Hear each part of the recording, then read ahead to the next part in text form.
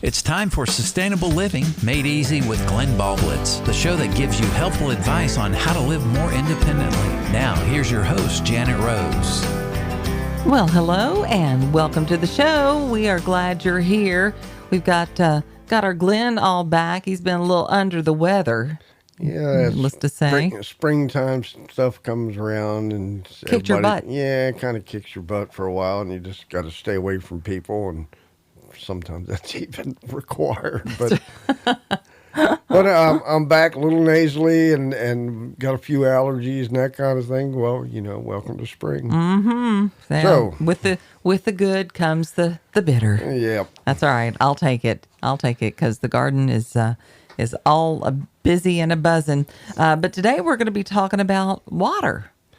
Getting a lot of questions about pumps and I've noticed alternative ways to get water and that kind of thing. And not everybody is going to catch it the first time around. Not everybody is going to understand it all. So, you have to understand it. A wife in the kitchen is not going to understand how her pump works. She just knows that thing is supposed to turn on at the spigot and it's supposed to work.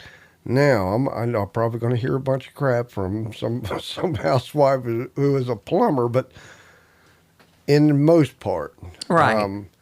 But don't feel bad, ladies, because most men don't know that anymore. I mean, unless you're in the trades or something like that, there's just not a lot of people going into these trades, so there's not a lot of whole people fixing all that stuff. You can get most anything you want fixed with a phone call, or at least it used to be that way. Right. Now you have to wait 3 weeks, but so the plumber has become pretty important for most people when things break down. Pump 300 feet down in a well, that's not an easy thing to fix. You have to get that thing up out of there to do it, and that's why they get paid the big bucks. Yeah.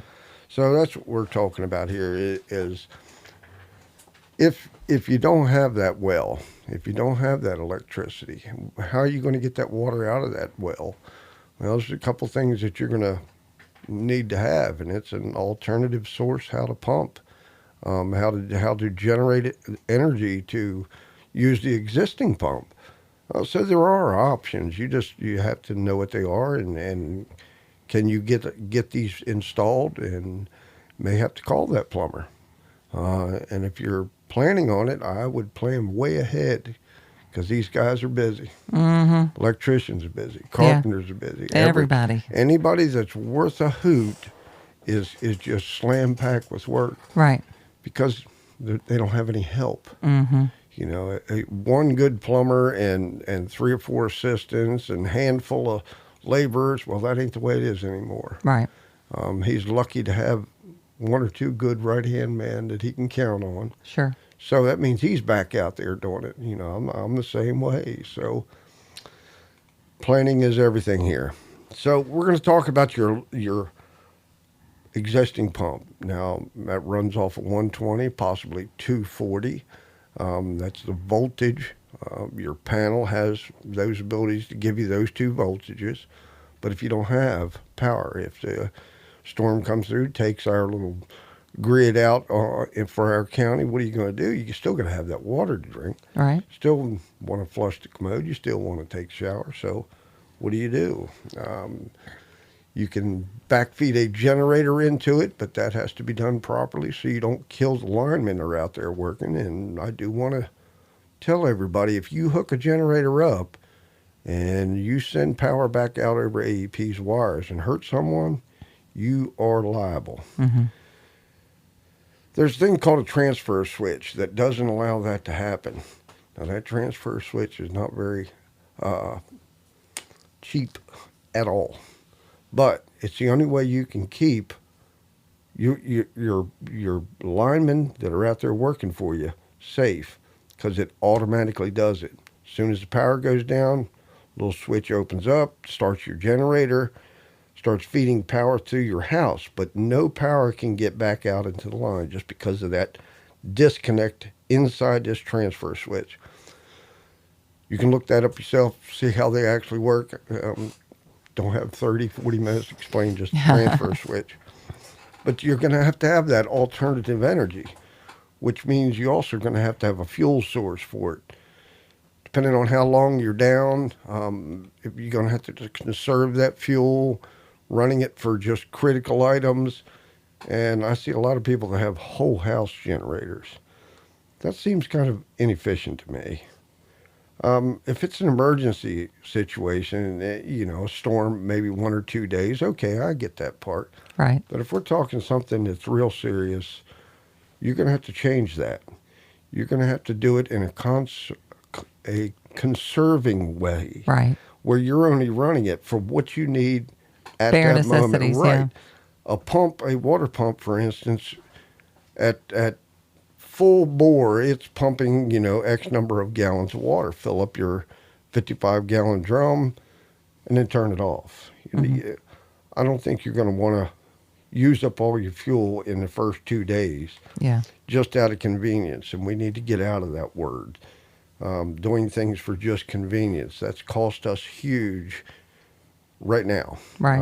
Everything that we've done out of convenience store mentality, and we need to quit that. Well, I'll get off the stump on that one. Then, Not on my behalf. Yeah, there's also an alternative electrical option, and that's a 12-volt system, a battery-operated system, a solar power battery-operated system. But the battery has to be there because of the high amperage draw on these motors. So the solar charges the batteries. You turn your pump on, which is drawing power out of a car battery or a big lithium battery, which stores a lot of energy, and we'll be able to pump that water from that deep part of that well all the way to the top, which takes a considerable amount of energy. Mm-hmm. So if you're thinking about that system, there are systems out there that'll do that. That's a little more convenient than a hand pump.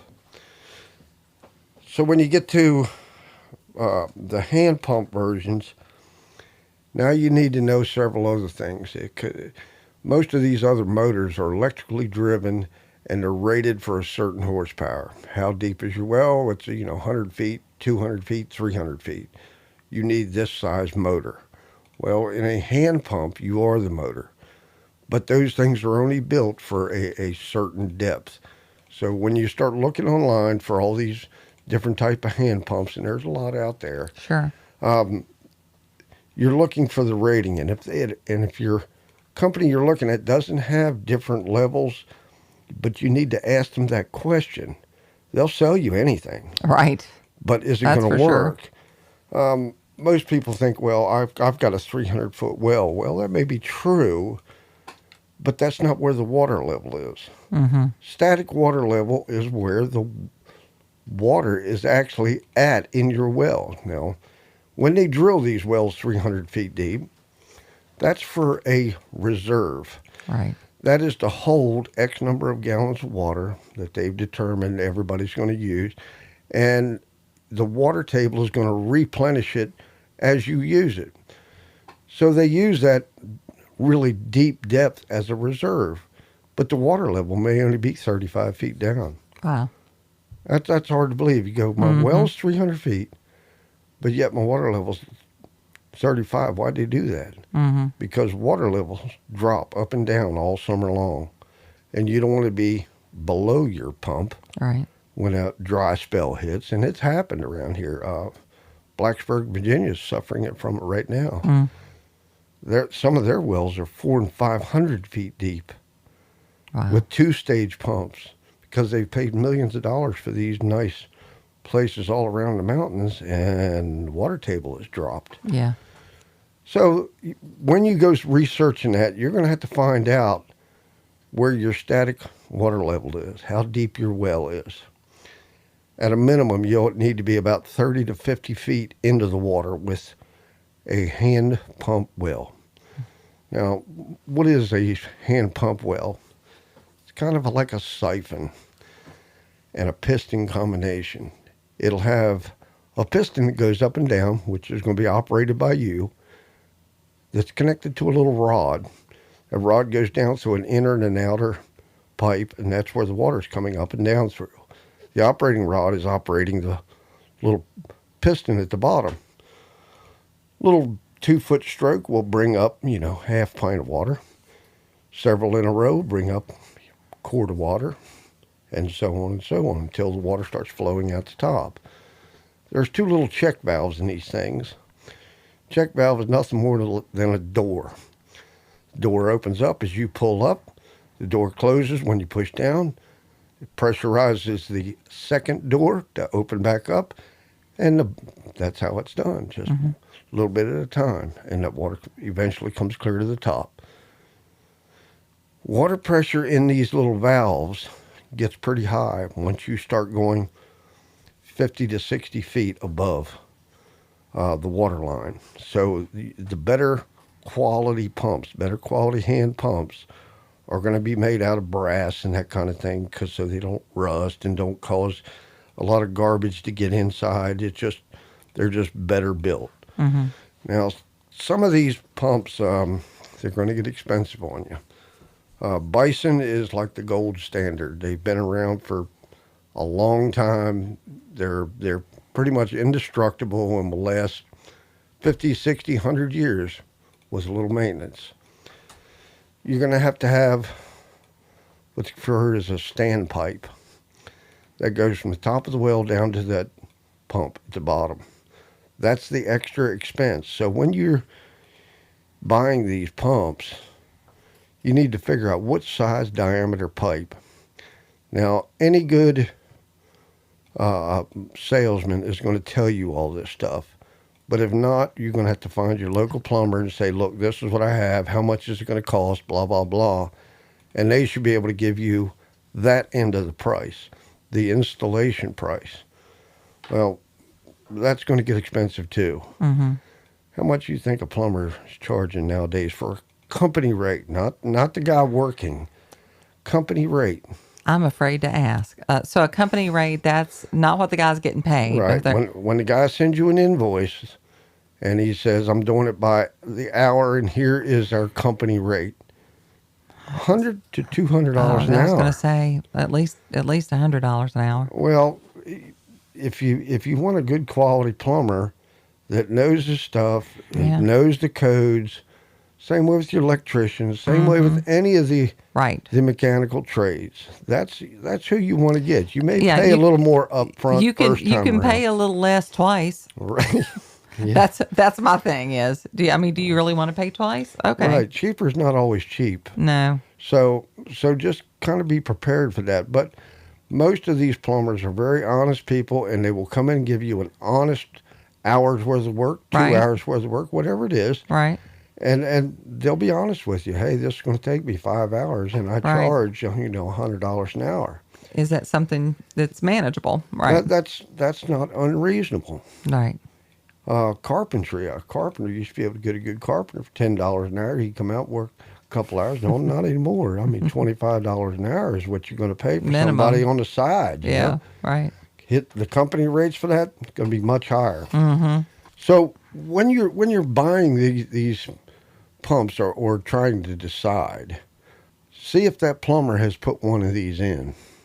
See if even if he hasn't, I mean, plumbers have done so much stuff, they go, okay, I understand the principle of it. It's not a big deal. I have full pumps, blah, blah, blah. All right, so let's take a break, and then we'll come back and kind of give them, a checklist, because when you're paying by the hour, you want to make sure you're being very efficient.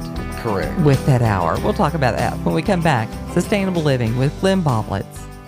Get ready for a new soundtrack for your life. Doc Rock, Smith Mountain Lake.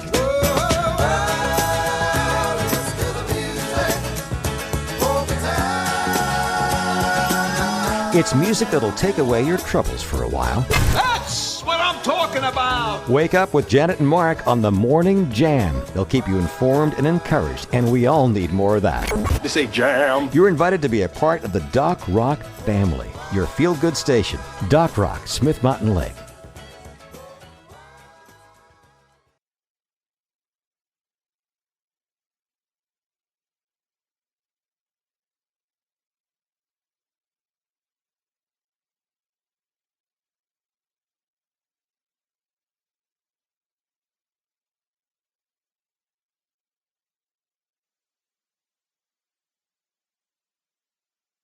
Sustainable Living Made Easy with Glenn Ballblitz. Now, here's your host, Janet Rose.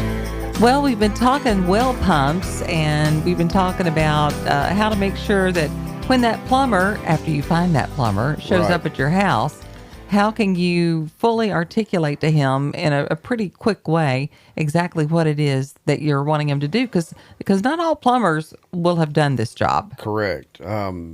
First thing he's going to do is start firing questions at you, and if you don't have some answers for him right away, they go, "This is gonna going to delay- be a problem." Yeah.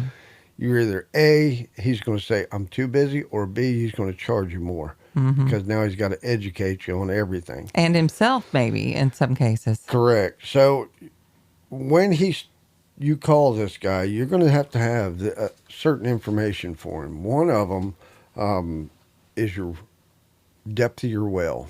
Now, how are you going to find that out? Well, most wells are from early 60s forward had to be recorded with the health department. So that's where I would start for that information if you don't know. If they don't know, you're going to have to find out for yourself. It's pretty easy. Drop a string and a bolt down through your well casing. It'll bottom out and the string will no longer be taut, and then that's how deep you are. You mark it, pull it out, measure it, there you are. Where is the water level, though? Because the bolt's going to go through the water. Well, take the bolt off, put a fishing bobber on it, about 1.5 inches or as big as I would do. Yeah. A little small one will work too. Drop that bobber straight down till it stops. Now, it's not going to sink in the water, of course, it's a bobber. That way, you mark it, you pull that up, you measure that. Now you can do a little math and figure out, I have this much standing water. The water all the way to the bottom to the muddy place Okay. is this depth. Top of the water is this depth. From the water level up to the ground is this. So now you have all the information that they need to start with. That'll determine what kind of pump you can use, and how much work it's going to be, the material cost, all that kind of stuff. Then he's going to probably want to come out and look at your location to make sure he can get his trucks and stuff in there to do it. Whether you know it or not, you're going to pay for that. Some of the older guys will go, "You're on my way. I'll just swing by or send somebody by. Don't worry about this." More people are charging for estimates these days than there's ever been, and it's because of the time. Right. Don't waste these guys' time. Right. I'm just telling you, you'll hack them off. It costs money. Anytime they're giving you a quota, they're not getting their work done. Right. They're not feeding the bulldog, He would as Daddy rather would have say. that guy out there, putting fittings together than to sit and talk and educating you. So the more educated you are and not wasting his time, the better off you are. That's all I'm saying. Right. So you need to know how much standing water you have, the diameter of your well casing. The well casing is a little tube that's sticking up in your yard. Most of them do anyway. It's going to be 4 to 6 inches round, sometimes even 8. All right. They're going to need to know that. Now, so when he comes out, he's going to check all that kind of stuff and see how the setup is, and he's going to start giving you a price. Now, to give you an idea on price on these pumps, Bison, you can go to Lehman's, Flowjacks, all these kind of better quality pumps, anywhere from $500 to $800, Okay. plus materials. Plus So that, what does that mean? plus materials are going to be the standpipe that goes down, that's going to carry the water back up, and the operating rod. Sometimes the operating rod can be the inner pipe that actually carries water, depending on how your pump is set up. But you're going to need a some type of stand to set these pumps on, because if you ever seen the old type of pumps in a movie or just searching Sure. around for them, these things weigh 60, 70 pounds. Plus you got almost 100 pounds of pipe and stuff hanging off of them. So Right. you have to have something fairly substantial for this thing to set on. It's usually a little base that these guys can buy or purchase or make to go over top of your well. That's what you're going to be paying for, all this stuff. So you're going to have to get it all in writing. Make sure you understand what you're getting before you buy. Right. So in saying that, you're probably going to spend another $200 to $400 in materials. So we got $500 to $800 for the pump, $200 to $400 for the materials, plus the plumber, $100 to $200 an hour. You're probably going to pay an hour or two for him to come out and do the estimate to make sure he is correct. Now, he's not going to tell you that. He may charge you, he may not. But it's going to end up in your estimate. To install one of these things is about 5 to 6 hours to get it all set up and pumping water. When he leaves, he should be done, and that's what you're going to pay. So you got an hour or two for the initial visit. You have 5 to 6 hours for the installation. So you have 6 to 8 hours worth of labor from a plumber. That's a lot of money. So is it possible for for somebody who's kind of sort of handy around the house, is it possible for them to do it themselves? A handy dandy guy sure is. If he's got that skill level, he's your Mr. Fix-It in the neighborhood, and he goes, I can do that. I'll figure it out. Yep. You're going to owe that guy big time. Okay. You're going to have to send him cakes and pies all summer long. But that's an option. Sure. Yeah. So, do you know that guy? Maybe start buttering him up now. Inviting him over for dinner really soon. Pay it forward and hope he didn't hear this podcast. So. Stop now. So now you have your well pump in and that kind of thing, and you might want to consider concealing that. And this is grid down crap has happened. If you're the only person with water in your neighborhood, you might want to consider hiding that fact. Yeah. That's a terrible way to look at it, but so is what's coming, in my opinion. Yeah. There's going to be some terrible things if it goes apart like we all think it is. It's going to get ugly. We know it. I'm just trying to provide you some solutions for it. Mm-hmm. So and you don't want somebody, kids especially, chunking something down in that well, because now it's open access and everybody's going to want to see it. And best thing you do is keep your mouth shut about it, in my opinion. Right. Yeah. Now, if you're the only person that has the ability to get fresh, clean water every time, doesn't have to boil it and all that kind of stuff, you're going to have friends. So, if that's the case, maybe they can help you on this bill. Right. I've been promoting cooperative farming, cooperative growing, cooperative. Right. Well, if people will help you with this stuff, it's not quite as hard to do. Mm-hmm. I'm building a little building, and people have offered to help me build my little building for purposes that I have for it. So that's what they're going to do. Mm-hmm. And they're more than willing to help. So, that's my little inner circle.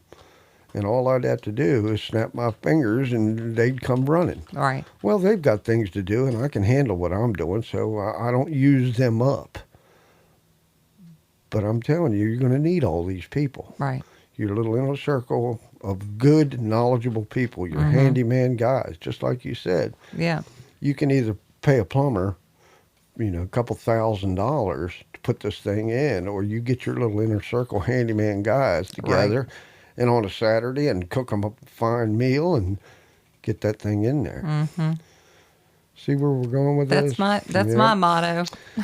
It's a much better, smarter, economical solution. Mm-hmm. Yeah. But in case you can't, start searching for your plumber early. Have a plan, because they are busy. Yeah, no doubt about that. And that's about all we have today for this. Do you have anything coming up anytime soon? Actually, everybody's kind of busy at the moment, and we wanted to do another EMP class, a little better electrical class, because the last one we had just kind of got overrun with questions and things. But there's a lot to this, so we are still planning on doing some things. So stay tuned and stay in touch. Go to Facebook and join in that group, Sustainable Living with Glenn Boblitz. Remember to tell your friends, anywhere you get a podcast, You go to your podcast on your phone, and all they have to do is look up Sustainable Living. They don't even have to put in Glenn Boblitz, but you can, and it's going to pop right up. And share it and spread that knowledge because it is so important. Thank you, friend. Thank you. You've been listening to Sustainable Living Made Easy with Glenn Boblitz, the show that gives you helpful advice on how to live more independently. If you have a question for Glenn, you can text it 434-248-0704, or you can join our group on Facebook by searching for Sustainable Living Made Easy.